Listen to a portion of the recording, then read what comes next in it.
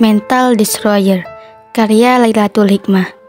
Angkasa Mahendra, sosok laki-laki yang bersekolah di SMA 4 Negeri Maju, anak tunggal dari pasangan Ali Mahendra dan Alisha Mahendra. Hanya satu perempuan cantik bernama Azahra Nayanika yang mau berteman dengan Angkasa, seorang lelaki yang tertidur lelap di tempat terakhir kali ia sujud untuk menyembah Tuhan. Cahaya sang surya mengganggu tidur lelap Angkasa yang habis menangis karena kemarin malam orang tuanya kembali menyiksanya dengan alasan nilai sekolah yang menurun. Peringkat Angkasa yang awalnya 1 menjadi peringkat 3. Kenapa nilai kayak gini? Kamu niat sekolah, hah? Apa cuma niat main doang? Ucap papa dengan nada membentak. Maaf pa, ma. Papa ini ngebiayain kamu. Ini balasan kamu selama ini, iya? Hah? Handphone kamu papa sita selama liburan sekolah ini. Lanjut papa. Di situ Angkasa hanya mengangguk pasrah. Bertahun-tahun Angkasa dituntut orang tuanya untuk jadi anak yang seperti mereka mau. Tanpa mereka sadari, tuntutan itu sudah merubah anaknya. Perubahan itu terlihat saat Angkasa duduk di bangku kelas 2. Angkasa di sekolah dijadikan bahan hinaan oleh kelompok Faro. Alvaro Safwan adalah anak pemilik sekolah yang menjadi sumber kasus perundungan Angkasa. Sejak masuk SMA, Faro seakan mendapatkan makanan enak melihat keculunan Angkasa. Kali ini, Angkasa hanya tetap diam membiarkan mereka membuli. Malam hari, Faro yang sedang balap liar dihadang lelaki berpakaian hitam dengan motor. Faro dibawa ke gang sempit untuk dieksekusi. Malam itu menjadi titik habisnya Faro sang jagoan sekolah. Dia tergeletak di jalan tol layang dengan organ tubuh yang sudah tidak ada. Pihak kepolisian tidak menemukan jejak pelaku. Semuanya bersih. Tanggal kematian Faro menjadi awal keberingasan Angkasa. Angkasa membantai habis anak-anak yang telah melukainya selama ini. Sudah 30 nyawa yang mati dalam seminggu karenanya. Tapi semuanya tertutup rapi. 3 tahun berlalu Angkasa sudah menjadi mahasiswa di Universitas Gunadarma. Hai Angkasa, ucap seseorang. Maaf, kamu siapa ya? Tanya Angkasa. Kamu lupa aku? Aku Nayan, teman kamu waktu kecil, jawab Nayan. Oh Nayan, ucap Angkasa cuek. Pertemuan itu membuat mereka dekat. Angkasa memanfaatkan Nayan untuk menjadi tempat berceritanya. Awalnya begitu, tapi entah mengapa sekarang Angkasa dan Nayan sudah menjadi sepasang kekasih. Angkasa seakan sudah punya rumah ketika bersama Nayan.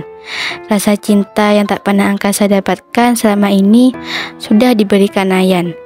Angkasa akan tetap mempertahankan Nayan walaupun nantinya badai berusaha menarik Nayan. Kamu hari ini aku bawa ke rumah. Mama nyariin lagi, ucap Angkasa. Aku ada urusan loh. Kamu kenapa gak tanya aku dulu? Pokoknya kita ke rumah hari ini. Aku gak mau dengar alasan, ucap Angkasa datar. Suasana di mobil menjadi bisu. Tak ada yang mau memulai bercerita tentang kejadian hari ini. Semua sibuk dengan pikiran masing-masing. Tak terasa sekitar 30 menit, akhirnya mereka sampai di rumah Angkasa. Angkasa memegang pinggang Nayan untuk berjalan masuk ke dalam rumah. Ternyata orang tua Angkasa sudah menunggu kedatangan mereka sedari tadi. Suasana ruang tengah meriah dibuat Nayan. Mama mengajak Nayan untuk menyiapkan makan malam di dapur. Nak, Mama mau minta tolong sama kamu. Kenapa, Ma? Apa yang bisa aku bantu? Kamu ikutin Angkasa nanti jam 9. Usahakan jangan ketahuan ya. Seperti ada masalah besar ya, Ma. Kasih tahu Nayan, Ma. Selama ini Angkasa seperti lain. Di kamarnya pernah Mama dapatkan pisau yang sangat banyak. Ada satu pisau yang masih ada sisa darah. Mama gak tahu itu darah apa. Cuma Mama takut Angkasa terlibat hal buruk. Astaga Tuhan, berarti Nayan shock. Nayan terkejut setengah mati melihat Angkasa yang sedang mengoyakkan perut pria tua dan mengubrak-abrik isi perutnya yang sembunyi di tumpukan kayu. Mereka berada di rumah kosong dekat kampus.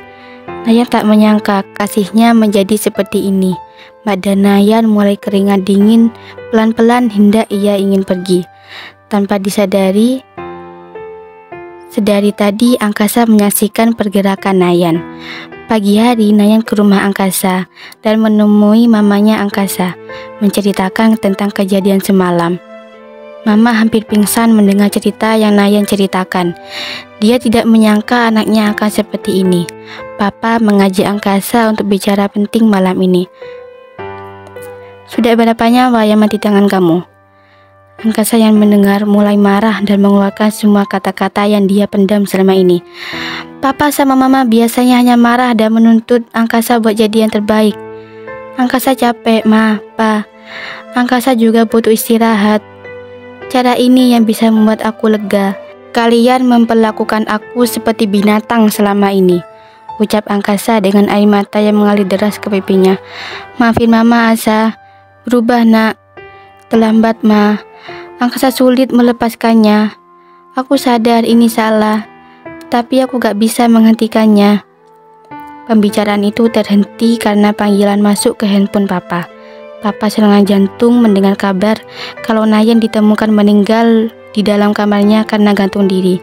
Masalah datang bertubi-tubi seakan tidak ingin melihat angkasa bahagia akan dunianya.